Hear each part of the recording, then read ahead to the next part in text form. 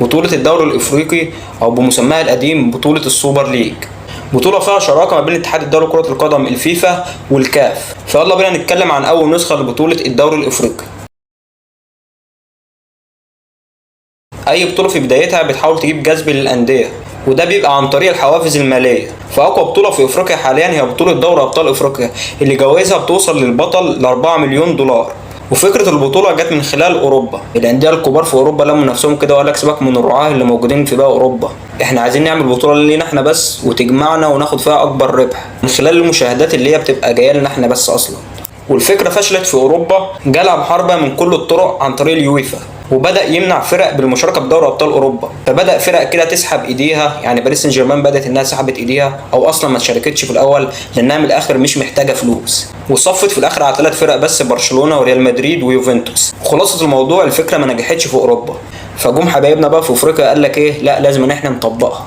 اي نعم احنا قاره اكبر من قاره اوروبا، وطريقه المواصلات بالنسبه لنا اصعب من اوروبا اللي فيها قطر تقريبا بيعدي في الاتحاد الاوروبي بالكامل. فجي باتريس موتسيبي رئيس الاتحاد الافريقي الكاف قال خلاص يا شعشعت في دماغي، انا هلعب البطوله انا هلعب البطوله، وخلاص الفكره هتطبق لاول مره في افريقيا او لاول مره في العالم اصلا.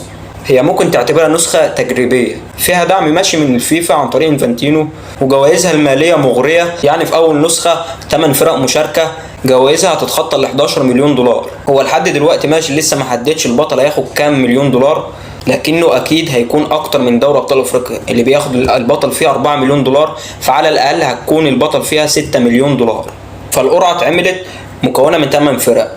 التصنيف الأول كان الأهلي، صن داونز، الوداد والترجي، في حين التصنيف الثاني مازيمبي وبترو اتلتيكو وسيمبا وانيمبا النيجيري. القرعه حطت نادي الاهلي ضد سيمبا التنزاني، في حين الترجي هيلاعب مازيمبي الكونغولي، والوداد هيلاعب انيمبا النيجيري، وصن داونز هيلاعب بترو اتلتيكو الانجولي. مع ذكر بترو اتلتيكو في الفتره الاخيره متهم برشوه مباراه في الدوري الانجولي ما بين اكاديميكا وما بين فريق المنافس لفريق بترو اتلتيكو هو فريق اول اغسطس. عرض فريق اول اغسطس على مدرب اكاديميكا وهو جوستيلو رشوه بقيمه 3 مليون كونزا، وكونزا دي عمله انجولا، يعني القيمه كده 3 مليون دومت يساوي 4000 دولار.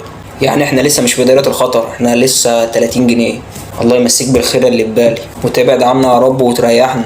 المهم رجوعا لكلامنا، فالكاف عاقبهم بانهم اتمنعوا من ممارسه كره القدم لمدار 2 هما في الفترة الحالية بيعملوا استئناف عن العقوبة، لكن لسه الكلام ما انتهاش. هما كانوا موجودين في القرعة لكن ممكن يطلعوا من القرعة ويجي فريق مكانهم وممكن يكملوا.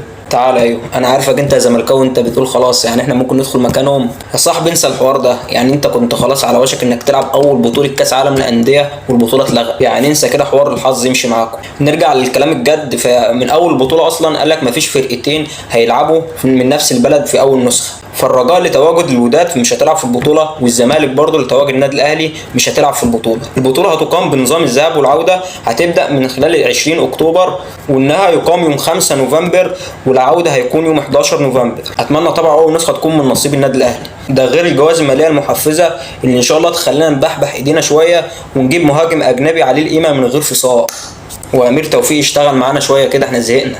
البطوله قويه ايوه، سيمبا التنزاني قوي جدا، واحنا مشوارنا صعب. يعني احنا لو كسبنا سيمبا التنزاني هنلاعب صن داونز الاقوى في افريقيا حاليا، لكن ان شاء الله عندي امل ان احنا ناخد البطوله دي. سلام.